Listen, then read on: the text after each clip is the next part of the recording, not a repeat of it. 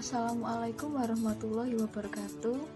Kami dari kelompok 7 dengan anggota Elma Malinda dan Nina Angelina akan mempresentasikan materi tentang komunikasi dalam organisasi. Tujuan, jenis, dan fungsi komunikasi dalam organisasi. Yang pertama, tujuan komunikasi organisasi ada 4, yaitu menyatakan pikiran, pandangan, dan pendapat, membagi informasi, menyatakan perasaan dan emosi, dan tindakan koordinasi. Kedua, jenis komunikasi organisasi.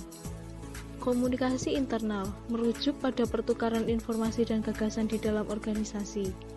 Komunikasi di antara anggota suatu organisasi penting untuk melakukan fungsi secara efektif. Komunikasi ini kemudian dibagi menjadi 2, yaitu vertikal dan horizontal. Komunikasi eksternal.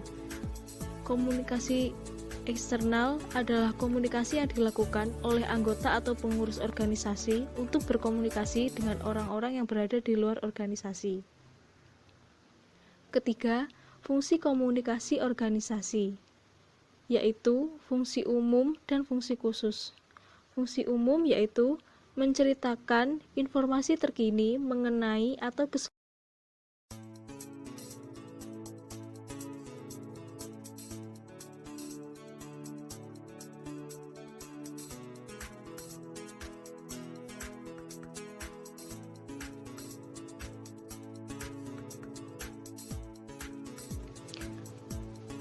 arah komunikasi organisasi dalam setting organisasi. Robin 2003 menyebutkan bahwa aliran komunikasi terjadi secara vertikal atau horizontal. Yang pertama, komunikasi vertikal dibagi lagi menjadi 2, yaitu komunikasi ke bawah.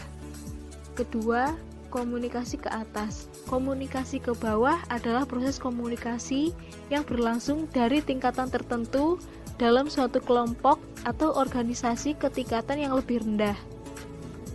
Komunikasi ke atas yaitu sebuah organisasi yang efektif membutuhkan komunikasi ke atas sama banyaknya dengan komunikasi ke bawah. Dalam situasi seperti ini, komunikator berada pada tingkat yang lebih rendah dalam hierarki organisasi daripada menerima pesan. Beberapa bentuk komunikasi ke atas yang paling umum melibatkan pemberian saran, pertemuan kelompok, dan proses terhadap prosedur kerja. Komunikasi horizontal. Menurut Muhammad Arni, pengertian komunikasi horizontal adalah pertukaran peran antara orang-orang yang sama tingkatannya atau otoritasnya di dalam organisasi. Ketika komunikasi terjadi di antara anggota dari kelompok kerja yang sama atau sesama staf yang sederajat, kita menggambarkannya sebagai komunikasi lateral atau horizontal. Komunikasi organisasi dan pengaruh inovasi teknologi dalam proses komunikasi organisasi.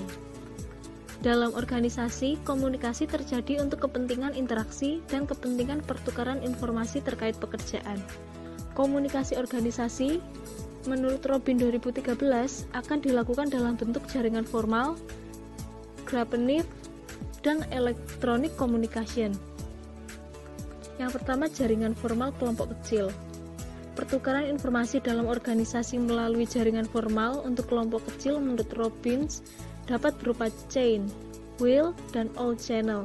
Efektivitas dari beberapa jaringan formal tersebut beragam tergantung pada kriteria kecepatan, ketepatan, kemunculan pemimpin, dan kepuasan anggota. 2. The Gravenif Gossip atau kabar selentingan. Menurut jaringan pertukaran informasi yang tidak terstruktur dan informal yang ditemukan lebih terkait dengan hubungan sosial daripada struktur organisasi atau deskripsi tugas. Gosip menyebarkan informasi dengan sangat cepat ke semua orang di seluruh organisasi. Selentingan atau gosip menyebar melalui jaringan sosial informal, sehingga menjadi lebih aktif pada pekerja yang mempunyai latar belakang sama, sehingga dapat berkomunikasi dengan mudah. 3. Komunikasi elektronik. Ada banyak jenis komunikasi elektronik yang berkembang pesat akhir-akhir ini.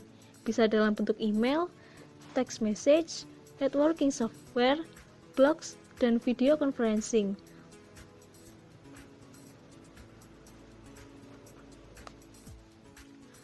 Pengaruh inovasi teknologi terhadap komunikasi organisasi. Teknologi merupakan sesuatu yang tidak dapat kita cegah. Seiring dengan berkembangnya zaman, maka teknologi juga ikut berkembang dan berubah. Perkembangan dan perubahan ini merupakan dampak dari hadirnya teknologi di tengah masyarakat. Semakin canggih teknologi, maka kita dituntut untuk bisa menguasainya. Ketersediaan inovasi teknologi dalam suatu organisasi tentunya akan meningkatkan pelayanan dan komunikasi organisasi. Tujuan utamanya yaitu aplikasi teknologi informasi pada organisasi adalah untuk mengkoordinasi aktivitas organisasi. Teknologi yang ada di organisasi harus mampu mendukung komunikasi para pelaku organisasi, mendukung langkah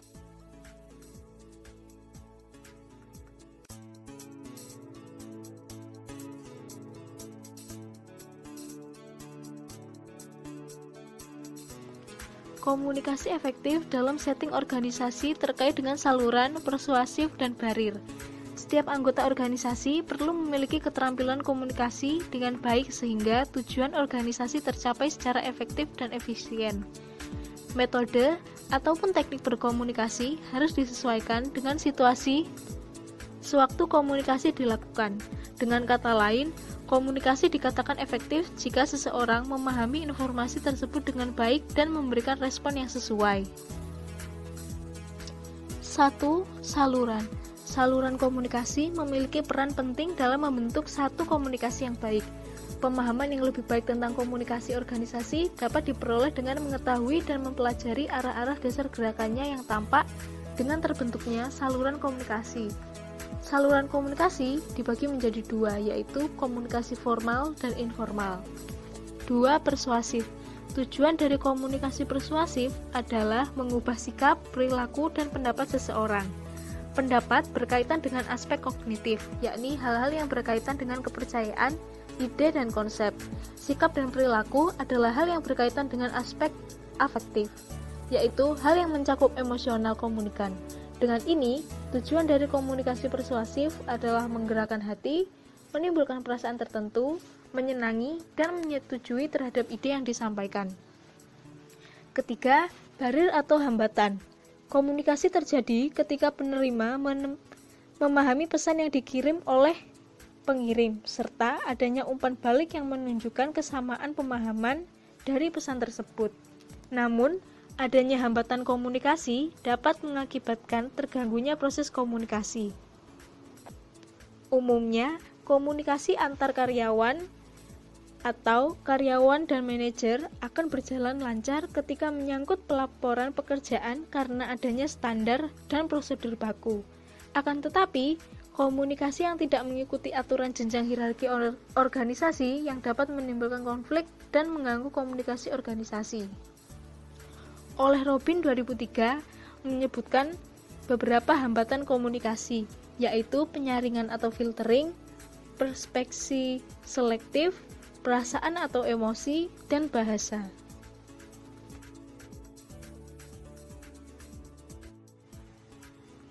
Demikian presentasi kelompok kami. Atas perhatiannya terima kasih. Wassalamualaikum warahmatullahi wabarakatuh.